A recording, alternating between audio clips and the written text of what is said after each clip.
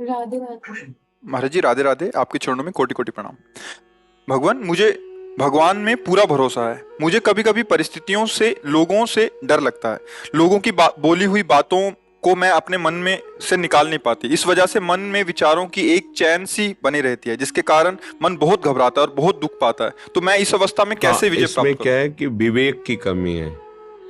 जो ये मन हमें बांधता है ना, ये कल्पनात्मक भी बांध सकता है, बिना किसी व्यक्ति वस्तु स्थान के भी। ये बिना किसी के भी ये भय की रचना कर सकता है अंदर ही अंदर। ये बिना किसी बात के भी बात रचना कर सकता। अगर ऐसा हो गया तो फिर तो जीना मुश्किल हो जाएगा। फिर क्या वो, मतलब आपको ऐसे विषाद में पैदा कर देगा जहां कोई अवसर नहीं विषाद का, वहां भी विषाद करा देगा, क्योंकि विवेक नहीं है। अगर विवेक है तो फट से काट देगा। जहां वो चैन बनाना चाहेगा ना, फट से काट देगा। अगर ऐसा होगा तो भगवान है ना, वो रक्षा करेंगे। अगर ये नष्ट हो गया तो दूसरी व्यवस्था करेंगे। अनंत ब्रह्मांडों की रक्षा करते हैं, हमारे सर्व समर्थ भगवान है, वो तुरंत काट लेगा। अब इतना आश्रय है नहीं, सत्संग का अभी रंग चढ़ा नहीं, तो विवेक रूपी कैंची सही है नहीं, तो काट नहीं पाती। अगर विवेक एक क्षण में कट जाएगा।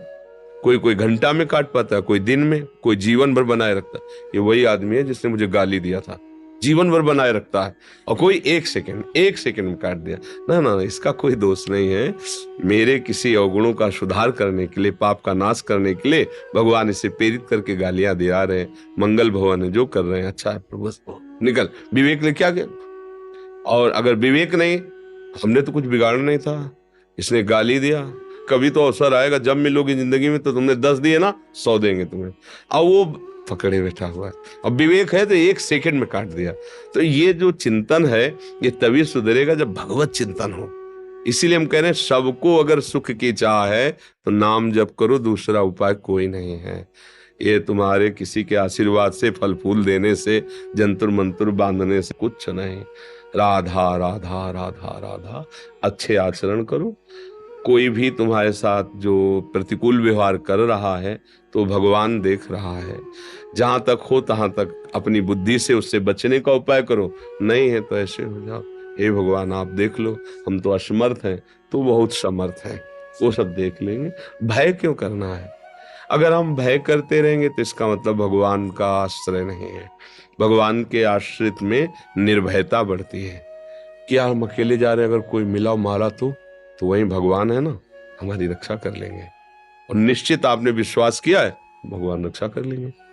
अगर कोई भारी से भारी समस्या है तो भगवान के लिए कोई समस्या है क्या? तो बस अगर भगवान का आपने आश्रय नहीं लिया तो सब समस्या ही समस्या है। जिसको हम पति कहते हैं, प्राण प्रिय कहते हैं, वैसी परिस्थितियों में उसकी बुद्धि हो जाती है कि अपने परिवार को जहर दे देता है। ऐसी परिस्थिति प्रकट हो जाती है कि जो प्रिय से प्रियजन है, संबंध विच्छेद कर लेते हैं। जिनके सहारे हमने जीवन काटने की कोशिश की, वही हमें छोड़ देते हैं। ये क्या है? फिर भय ही तो है ना। अगर भगवान का आश्रय, सब में भगवान का भाव करो, तो अगर ऐसी स्थिति भी आएगी तो आपने भगवान को पकड़ा है। जैसे मीरा जी के पति राणा जी का शरीर पूरा हुआ, उनसे कहा आप अपना सुहाग उजाड़ो। नहीं, हमने इनके लिए सुहाग भरा ही नहीं था, ये तो श्री कृष्ण के लिए था। हमारे गिरधर अविनाशी, इसलिए मेरा सुहाग अविनाशी। बस तो कोई, अब बिना भगवान के आश्रय, मेरी जो हृदय की बात और संतों की बात और शास्त्रों की बात, बिना भगवान के किसी को स्वप्न में भी सुख नहीं मिल सकता, पक्का समझ लो। अब चाहे आप उसे स्वीकार करें या ना स्वीकार करें, इसमें आप स्वतंत्र हो। भगवान ने भी आपको स्वतंत्र इस विषय में किया है। अगर आप स्वीकार करो तो ठीक है, ना स्वीकार करो तो दूसरा विभाग है, वो तो स्वीकार करना ही होगा। अधर्म आचरण करोगे, उसका दंड मिलेगा आपको। यहाँ से लोक परलोक सब मिले, वो तो स्वीकार करने की जरूरत नहीं, तो मिलेगा ही। अगर इधर स्वीकार कर लिया तो वो नष्ट हो जाएगा और तुम्हें आनंद की प्राप्ति होगी। बस ये बात समझना है। उमेश जी दुबई से।